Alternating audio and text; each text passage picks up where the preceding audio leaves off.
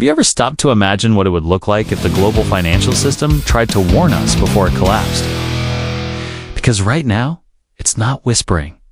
It's screaming, a chilling signal. One that has appeared before nearly every economic catastrophe of the last century is flashing again, warned, before the Great Depression. It blinked before the dot-com meltdown. It blazed before the 2008 financial crisis. And now, it's glowing brighter than ever. It's called the yield curve inversion, a deceptively simple, yet terrifying indicator that has accurately predicted every major recession for the past 100 years. But this time, the signal isn't normal. It's deeper, longer, and more severe than anything we've witnessed in modern history. It suggests that what's coming may not merely resemble 1929 or 2008, it could be far worse. Because today's global economy is built on unprecedented levels of debt, leverage, and illusion. Stay until the end to understand what's really happening. Leave a like, and let's break down why this warning matters. Because to grasp the present, we have to travel back to the late 1920s. The world was dancing to the rhythm of endless optimism. The stock market was roaring, credit was easy, and headlines overflowed with words like new era and permanent prosperity. Yet, in the background, the warning light quietly flickered in 1928. The yield curve inverted, meaning short-term interest rates suddenly rose above long-term ones. Investors were demanding higher returns to lend for a few months than for several years. That's backward. It's like charging more interest for a 1-month loan than for a 10-year one. And when that happens, it means money is tightening. Liquidity is vanishing, and the system is bracing for impact. People ignored it. Stocks kept soaring for nearly 2 more years. The market gained almost 50% while the red light blazed. Everyone said, this time is different. But by 1929, the dream shattered. The Dow Jones crashed by 80%. Unemployment hit 24%. And a generation learned the hard way what happens when you ignore the signs. Fast forward to the early 2000s, once again, euphoria ruled. The internet was revolutionizing everything. Tech stocks were unstoppable. But in 2000, the yield curve flipped again, and months later, the bubble burst. It happened once more in 2006. The curve inverted before the housing collapse, flashing the same warning that the system was under pressure. Yet the market still rallied for another year. The Fed kept hiking rates. Economists repeated the same fatal words. This time is different. Then came 2008. Banks imploded. Homes were lost, trillions vanished, and once again. That single line on a chart had foretold it all. Now look at today. In August 2022, the yield curve inverted again, and it hasn't just dipped. It has plunged to depths rivaling or even exceeding those of 1929 and 2008.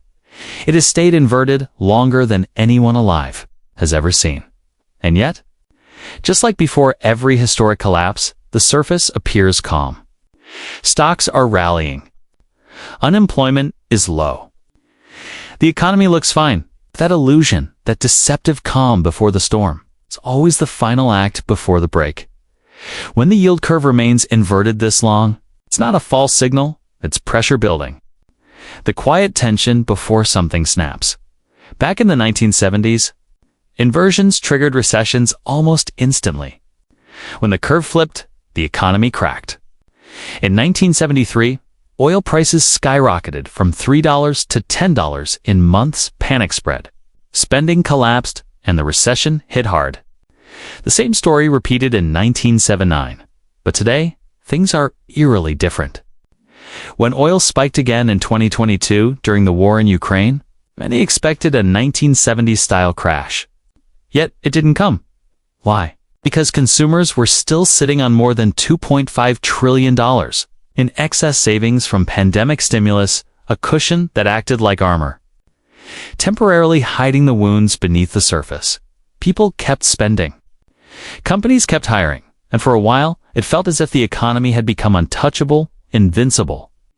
But that illusion is now fading. Those extra savings that once acted as a financial cushion are evaporating. Credit cards are maxed out, delinquencies are climbing, and the invisible shield that once protected the system is rapidly dissolving. When it's gone, the true impact will finally surface. The danger isn't just in the inversion itself, but in what it represents. Think of the yield curve as a map of time. Normally, investors demand higher returns for lending over the long term. After all, the future is uncertain. But when they start asking for higher rates to lend short term, it signals fear of what's directly ahead. They'd rather lock up their money for 10 years than lend it for 6 months. That's how deep the anxiety runs, and the deeper that inversion digs, the greater the collapse that tends to follow. History has proven this without exception, from 1929 to 2008. The depth of the inversion predicted the severity of the recession. Shallow inversions led to mild slowdowns. Deep ones devastated entire economies. Today's inversion ranks among the deepest ever recorded, and that's what makes this moment unlike any other. Right now, analysts and investors are recycling the same comforting lines we've heard for generations. The system is different now. The fundamentals are strong. The old models don't apply. But human nature hasn't changed. In 1929, they believed technology had made crashes impossible. In 2006, they believed housing prices could never fall. And in 2024, they believe artificial intelligence will keep the economy alive forever. Every era has its illusion, its reason to ignore the warnings, and every time, reality wins. What's even more alarming is that the last time the yield curve inverted this deeply, the world wasn't drowning in debt like it is today. In 1929, household debt was modest. In 2008, it was mostly tied to housing. But now, it's everywhere. Mortgages, student loans, car payments, credit cards, and record-breaking government deficits. The entire financial system rests on borrowed money. And when the cost of borrowing remains high for too long, something has to give. It's not a question of if, it's when. A family that borrows too much eventually cuts back on spending. A business refinancing at double the rate eventually lays off workers. A government that owes more than it earns must print or default. It's not speculation, it's mathematics. And the yield curve is showing us exactly where that math stops working now. Some might look at the stock market and say, but prices are going up. How can a crash be near? The answer is simple. That's exactly what always happens before the fall. In 1928, the market climbed for almost 2 years after the warning signal. In 2006, stocks hit new highs even as the inversion deepened. The longer the delay, the bigger the collapse, because the delay breeds false confidence. It convinces people that danger is past, prompting them to double down, borrow more, and unknowingly fuel the explosion waiting ahead. That's the psychological trap we're in right now. The longer this illusion of stability lasts, the more catastrophic the outcome will be. The cracks are already showing, corporate bankruptcies are climbing. Consumer delinquencies are quietly accelerating, and the cost of debt for small businesses has doubled. While headlines boast about strong job numbers, full-time employment is actually shrinking. More Americans are working multiple part-time jobs just to survive. It's the same pattern that has appeared before every major crisis. Strength on paper, its weakness beneath, and history always finishes the story the same way. The yield curve isn't just a line on a chart, it's the voice of the economy. It's whispering truth before the world is ready to hear it. It's telling us that something fundamental is breaking.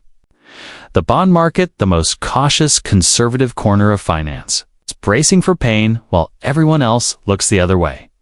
That's what makes this moment so dangerous. The calm we see is the illusion.